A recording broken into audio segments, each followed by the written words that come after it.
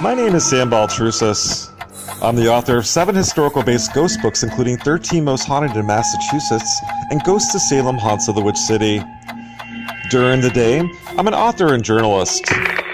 At night, I moonlight as a paranormal researcher and write about the state's haunted happenings. I dig deep for the skeletal secrets buried beneath the Bay State's blood-stained soil. When it comes to crime, Massachusetts has its secrets. Dark secrets. Tales of murder, mayhem, and madness that happened over a 300-year period. For the next half hour, we'll take a haunted train ride beyond Boston, from the bloody fingerprints left at the Metropolitan State Asylum in Waltham, to the haunting legacy of Lizzie Borden in Fall River. This is the 13 Most Haunted Crime Scenes Beyond Boston.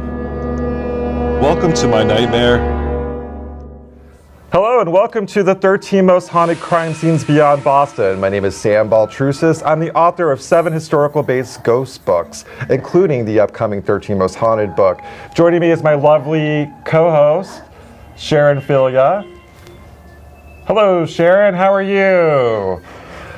Well, Sharon actually did a report on the USS Salem, which is an extremely, extremely haunted location, and she really hasn't been the same since.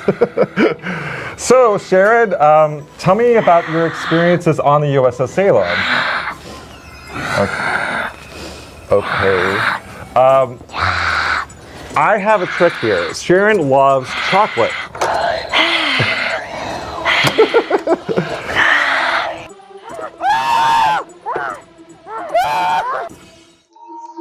Coming in at number 13, Riverside Cemetery in Barre, Mass. As we stepped into the burying ground, it was apparent that something bad once happened there. Coldbrook Springs was once a bustling town with 2 hotels and nearly 35 houses.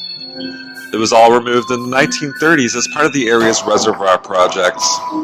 Besides a few foundations, the cemetery is virtually all that remains. We walked the grounds, taking in the mixture of old and new headstones. Birds chirped in the distance as the wind rustled through the tops of the tall pines. At the back of the cemetery, we found a monument to the Narramore children.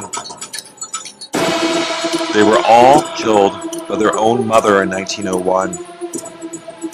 Author Joni Mayhan gives us the sad but true details behind our 13th most haunted crime scene.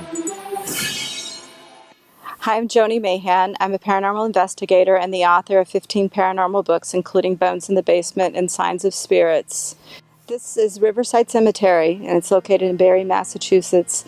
It is a very old cemetery. It was built back during the days when Coldbrook Village was in operation, and that was an old, established, bustling town that was eventually torn down when the Quabbin Reservoir was built.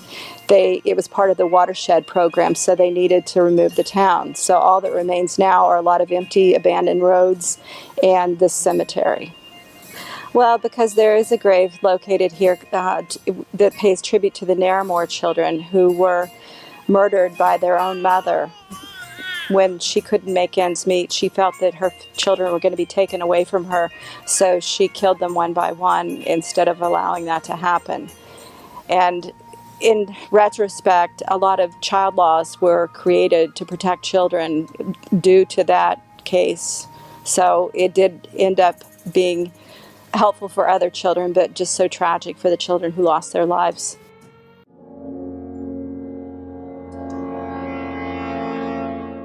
Hi, Mike. Hi, how are you? Great. So Mike is part of Para Boston. He's a major contributor to most of my books, including the upcoming 13 Most Haunted Crime Scenes.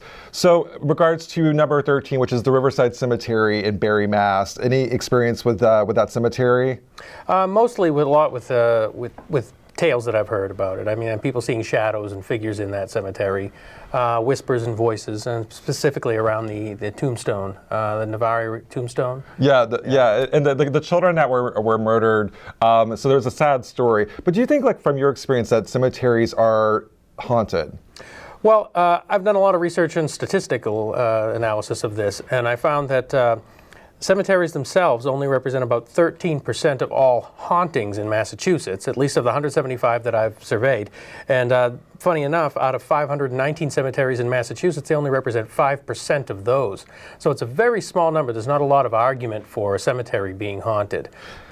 My thoughts are with cemeteries, I kind of agree with Mike. I think that a lot of people go to cemeteries for hauntings, but my theory is that perhaps the spirits are just visiting and they may stop by and then leave the cemetery, but they're not bound at the location. You think about it, a lot of the people who are buried in cemeteries may have never visited that cemetery while they were alive, so why would they choose to hang out there if they're going to do that, right? Exactly. So number 12 on our list is Dogtown. Dogtown is in Gloucester. It is a ghost town. There's a lot of interesting history there. My thoughts are that there was a contemporary murder that happened there. Now, do you feel like that murders, do they leave a psychic imprint on a location based on your experience? Well, I haven't seen a lot in the way of trends with that. I mean, murders and hauntings only represent about 14%. In other words, of all the 175 that I studied, only 14% of them had a murder background, and the others had, 50% had a genuine, just casual death background. So I don't think there's really anything specifically, but if there is an argument to be made about the high emotional content that is surrounded with murders. I mean, you think about what's going on in both people's mind at the time, both the murderer and the victim. If you had something along the lines of an area being charged by a sudden death or a very traumatic experience, most of the highways would be haunted when they get into accidents, or hospitals would be overwhelmingly haunted because there's a lot of tragedy there as well. It's hard to say. I mean, I don't know all the answers, but I haven't seen the trend pointing that murders help out or not. But that's why we're still researching, because we don't have the answer. I'm interested in that specifically. A lot of these locations, people expect them to be haunted, yes, like the Lizzie Borden house or the Houghton Mansion. Based on your experience, do you feel like that perhaps these locations, people are bringing their own stuff with them? When I say stuff, it could be their ghost or their energy to a location. They're expecting it to be haunted, and then it becomes haunted. I think that you hit it on the head. I think that what happens is I've seen a lot of locations where they have no real haunted history until they get publicized or something of that nature, and they bring in a lot of people to investigate because it's popular. The people bring in their own expectations and their own perceived perceptions of what's going on in that environment, and maybe they're bringing things with them to possibly charge the area, who knows. But I think they do bring in their own information. That's why, in science we look at a thing that's the Heisenberg principle. Anything you study, you also change. And I think we see a lot of that in these types of places, because traditionally in literature, as you know, hauntings and ghosts really go together very well. So people, when they hear of a murder or a location like that, they bring those expectations of hauntings, and they kind of leave them there either through perception or in some other means as well. So speaking of expectations, number 11 on our list is Old Salem Jail, which is it's been converted into a burger restaurant, and there's also posh condos as well. I've eaten there. Yeah, it's called Bit Bar Salem. So, I feel that, well, first of all, there's a cemetery, Howard Street Cemetery, right next to it. Any thoughts on any? Have you heard any stories from the people that live in the condos? Nothing from the condo people, but I know that when I was first starting out in this, that was one of the places that we'd go. I mean, people would claim that they'd see lights and see shadows inside that building before they renovated it. And you think about that particular story of that jail, it's very interesting. It was one of the oldest jails in the country, operating jails in the country up until like the 90s. And they didn't have proper plumbing, I believe, for all of the cells. And there was a lot of tragedy there. So who knows what's going on? I would love to speak with the people that are living in the condos now, because I'm very interested to see if they're experiencing anything. Well, the conditions in the jail were horrific, as you were alluding to. And also right next to it is the Howard Street Cemetery, which is where Giles Corey was pressed to death over a 3-day period. And to give you an idea, Giles Corey this is in 1692 during the witch trials hysteria. Giles Corey he didn't plead guilty or not guilty to being a witch. He was stripped naked, a board was put on top of him, rocks were put on top of the boards, and he was pressed for a long time. And he actually was very stubborn and never said whether he was guilty or not guilty. According to legend, he said, more weight, which is probably not true because his lungs were, there's a board on top of on his lungs. But with that said, something like that could leave, in my opinion, leave a psychic imprint on the location. And there's been reports of seeing like a crowd of people around the area, kind of like a Puritan garb, and perhaps it has left its imprint on the location. But like you said before, there's no proof to that. It's more anecdotal conjecture. What I always wonder is when you hear of stories like this of a tragic event such as Giles Corey, why are we seeing the crowd and not him? Right. You know, if it is that particular thing. I mean, it's a traumatic moment, I suppose, for the witnesses as well as the people that are going through it. Yeah. But you have to give Giles the credit here that he's experiencing the most turmoil. So you'd think he would come back. Well, according to legend, Giles Corey, if you see his apparition, something bad will happen to Salem or to yourself. And yeah, and people say they've seen him around Salem. So. Yeah. And what does he look like? Right. That's a good question. Would you recognize him if you saw him? So our next on our list is number 10 is Harvard University. And there's been a lot of murders on Harvard's campus over the years. There was one murder that happened fairly recently. And there was we don't really talk about this. This is actually not in my book, 13 Most Haunted Crime Scenes. But there was a horrific murder that happened in the Lowell house, and where one student stabbed the other student and then committed suicide. So you're saying, based on your research, there's no proof that something like that would leave a psychic imprint on that location? There's just no evidence of it. I mean, I can't say that it doesn't happen, but because I don't have evidence of that either. Right. But I don't have any. I deal with statistics in the research that I do, and I like to look for patterns, and so we try to look at different cases that all have the same kind of criteria and see if there's a pattern. Because if you get a big enough sample, you're going to find patterns in statistics that may point you in the right direction. We just don't have evidence that that's happening. I would like it to. I wish it would, but I got to go by connect the dots from the question to the results, and so I can't. Other people have opinion. You have your opinion, and that's all great. But I can't say that that's happening for sure.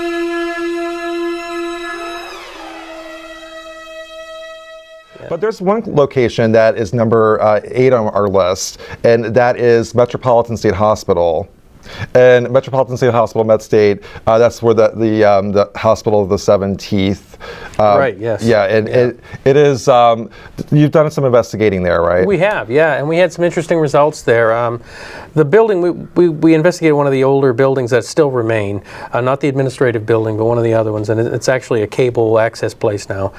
We spent the evening in there.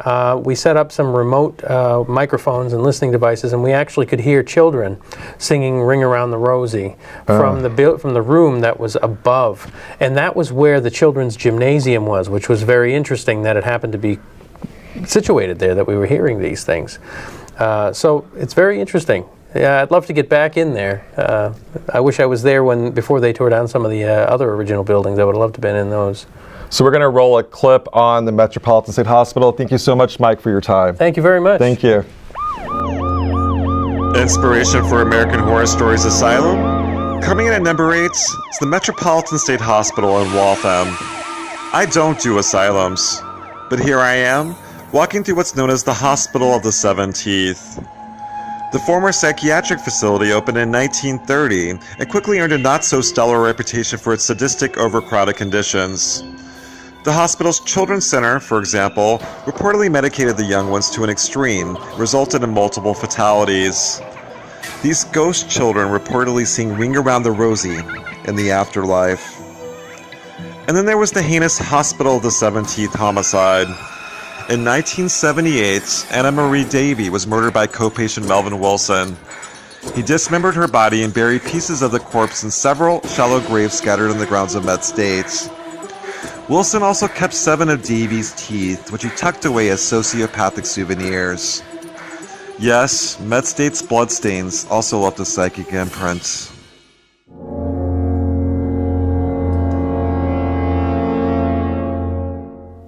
Welcome back to 13 Most Haunted Crime Scenes Beyond Boston. Again, I'm Sam Baltrusis, author of 7 historical-based ghost books. Joining me are my good friends, Cassie, Tina, and Rachel. Welcome. So, getting back to the list, the 13 Most Haunted list, so we're going to, the next one is Hawthorne Cove Marina. That's in Salem. It is a barge that was converted. There was a horrific murder on the barge, and it's been converted into a marina. Have you, based on experiences like with something that's been converted, do the ghosts follow the location? I think so. We've had so many experiences when the buildings are being renovated that it either will upset the ghosts or bring them about, or sometimes even clear them completely out. But it tends to make them malevolent to change the space that they're, keen and aware of. So next on our list is something I know really well. I actually wrote a book on it, Paranormal Provincetown. So our next on our list is Provincetown. Welcome to paradise. Yes, we're in Provincetown, Massachusetts. Known as the spot where the Pilgrims first set foot in the New World in 1620, this quiet fishing village located on the tip of Cape Cod is a popular tourist destination for both the living and the dead. Human monsters once roamed Provincetown's picturesque, sand-swept streets. Our first stop is the Lancey Mansion on Commercial Street. Built by Benjamin Lancey for his mother in the late 1880s, the mansion was designed to emulate a Beacon Hill brownstone. Passers-by have spotted a lady in black who reportedly peeks out of the mansion's cupola. It's the very spot where Lancey propped up his dead mother during the winter as they patiently waited for the cemetery's ground to thaw. And over at the Victoria House on Standish Street is the former home to Provincetown's very own serial killer, Tony Chop Chop Costa. According to reports from the former bed and breakfast, guests would hear disembodied whispers throughout the house and the occasional scream of a female voice emanating from the Costa's old room, Room 4. Some believe that Costa may have tortured his victims in the Victoria House, similar to Buffalo Bill in Silence of the Lambs, before murdering, removing their hearts, and burying them in Truro. Costa was a heartless killer.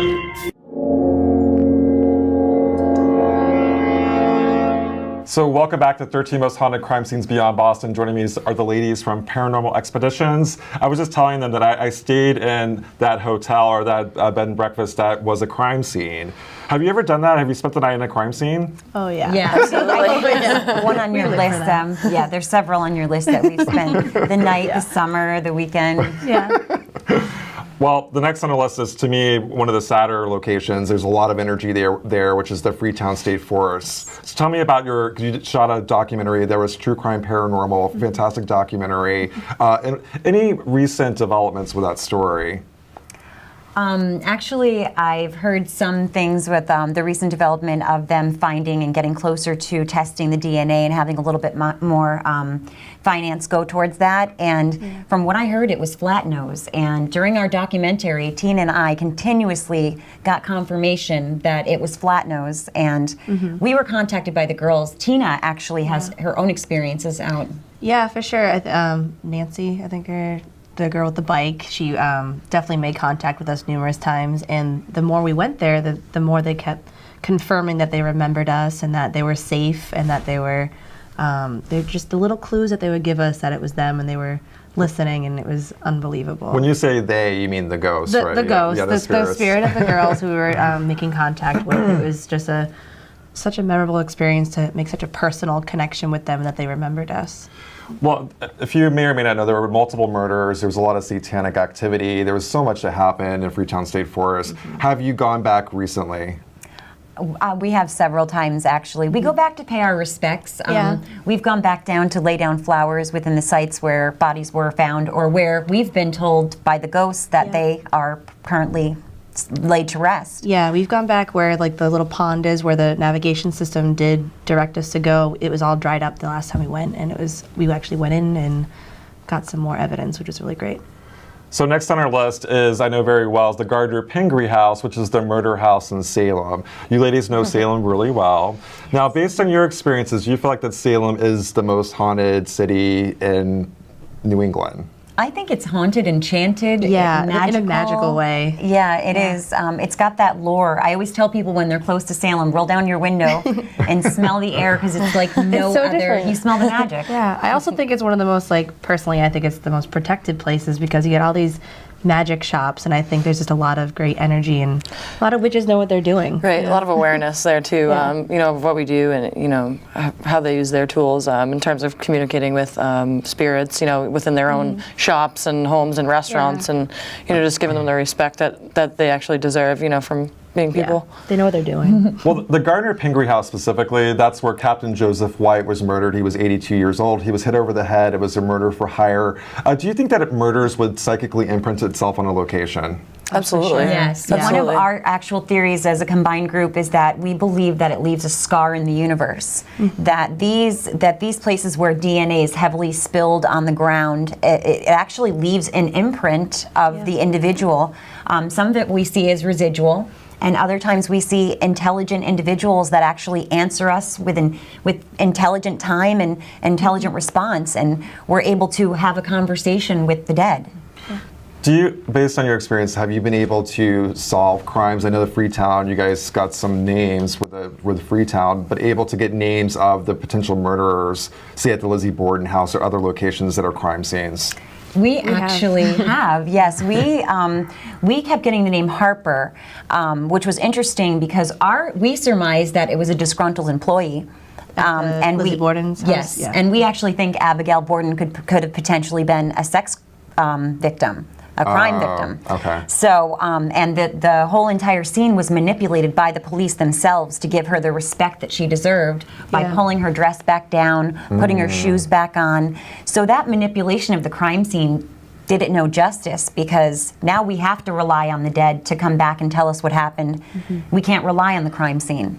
Well, speaking of crime scene, and these are all crime scenes, but the next one is Orleans Waterfront Inn. And in fact, there's a woman, her name's Hannah. She was a prostitute. We don't really know if her name is Hannah or not, but we're going to roll a clip on Orleans Waterfront Inn. Our third most haunted crime scene, it's Cape Cod's Orleans Waterfront Inn. While researching my latest 13 Most Haunted book, I survived an overnight at the allegedly haunted Orleans Waterfront Inn on July 4th weekend in Cape Cod. Yes, the fireworks happened inside this historic structure. I chose the haunted spot, which is room 5. Not known to me at the time, my bed for the night made a cameo on an episode of Sci-Fi's Ghost Hunters. Built in 1875, the inn became a speakeasy run by the Irish mob, as well as a bordello. There was an unsolved murder on the premises involving a prostitute nicknamed Hannah. She was found dead outside of the inn and is believed to be the resident ghost. Various other apparitions were reported at this location, including 2 workers who committed suicide by hanging, and a naked woman dancing in the lobby. A hotel where guests check in but never check out. They're dying to have you stay. I also had I interacted with a ghost cat, and I didn't know that the place supposedly had a ghost cat, and the cat was rubbing up against my leg. Have you guys had ghost cat experiences? Ghost animals. I've seen like a rabbit dissipate in front of us. We had Banicula. Banicula. We were, where were we? I think in Pennsylvania. We were. And I stopped my car in an effort to stop myself from creaming the animal, and it just disappeared. Oh my gosh. Yeah, we've captured like dogs on EVPs. USS Salem, we caught a pig. Speaking of the USS Salem, that's number 2 on the list, and I moved it up because there's been a lot of energy on that vessel, and it's currently the location for Ghost Ship Harbor, which we're all working on. And okay, so when I talk about everyone's experience, so there was a pig, you picked up an EVP of a pig on the top deck. What else is going on? There's so much to talk about with USS Salem. Yeah, where do you start? Well, where do we begin? Do you have an Today hour? Well, we just feel like throughout the course of time, we started 6 years ago on the USS Salem, and the energy has shifted as the more teams come in and portals are left open and nothing's being closed afterwards. And there's these doorways. Basically, you go there and it's like a revolving door depending on who you're going to catch next. Yeah. Some of them are mad, some of them are children. It's been just like intensifying, I feel like year after year, investigation after investigation, and it's getting like scarier. Number 2 on our most haunted list is the USS Salem in Quincy. Launched on March 25th, 1947 in Quincy, and nicknamed the Sea Witch by her crew, the USS Salem never saw combat, but certainly was a harbinger of death. In fact, the area beneath the mess hall became a makeshift morgue during the earthquake off the coast of Greece in 1953, and it's estimated that at least 400 dead bodies were kept on the vessel.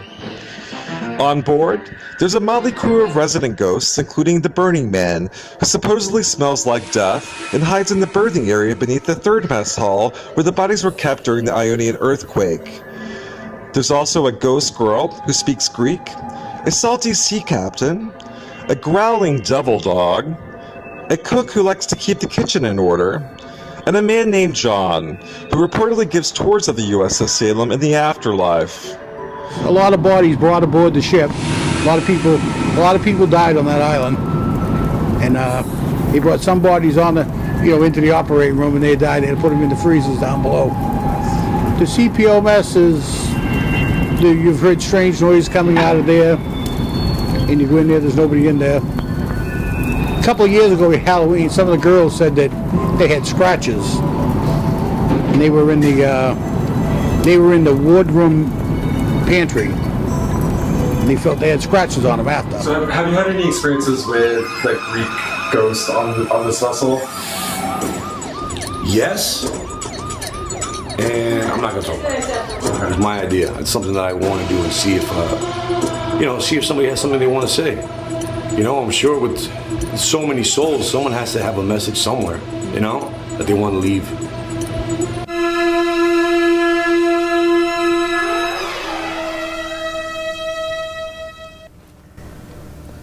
Welcome back to 13 Most Haunted Crime Scenes Beyond Boston. So the USS Salem, crazy haunted. Yes. It went from lower on my list to number 2 on my list. And based on your experiences, what do you guys, they're scratching you. I know, Cassie, you were scratched, right?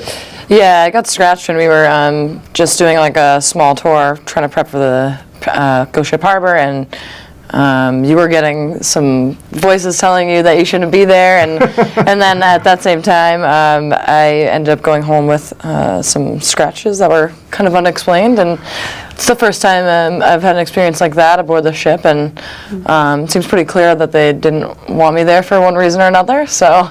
Well, my theory with that is, perhaps, because there's a Ouija board in our room, and the thing is, we did not put the Ouija board there, and it kind of freaks me out, especially because it's so active. We don't need to reach out to the dead, because they're already reaching out to us. Right, and that's what I was trying to kind of educate people with that were coming on the tours, is that all the doors are open there for communication. They've been opened over the years, and we've all had our own communications with the spirits already there, and there's nothing that will keep you safe even if you're not an investigator. So my goal is with the season is we can maybe close some doors and maybe get some answers. I think that there's a frustration with the spirits, and maybe it's a communication barrier with the living, and it's also we're taking over their vessel with a haunted attraction. So I'm not happy about that. Right. I wouldn't You could blame them. It might be a little bit territorial, and we're all women, and who are these buffoons coming on there? But there's days they ignore us completely. They're like, what? And you can feel the energy is just different. It's too quiet in the air, either there or it's super active, and that's all you really get. And the silence is just a serious activity. Nice, intense session with all of them, and just kind of make peace and maybe settle them down as well. Which would be I would love that. I think it's needed. So the last location, number 1 on our list, is the Lizzie Borden Bed and Breakfast in Fall River. So good. Our number 1 most haunted crime scene is the infamous Lizzie Borden Bed and Breakfast in Fall River. Although she was tried and acquitted of the gruesome murder at the 1845-era Victorian home, Lizzie Borden never shook her 40 wax claim to fame that she hacked up her father and stepmother on August 4th, 1892. As far as ghosts are concerned, visitors claim to hear sounds of a woman weeping and have spotted a full-bodied apparition wearing Victorian-era clothing dusting the furniture. There are also reports of phantom footsteps storming down the stairs and doors mysteriously opening and closing. Also, guests have heard muffled conversations coming from vacant rooms. Perhaps it's the spirits of Borden and the actual murderer making a post-mortem pact to hide the bloody hatchet. Or maybe it's something more sinister.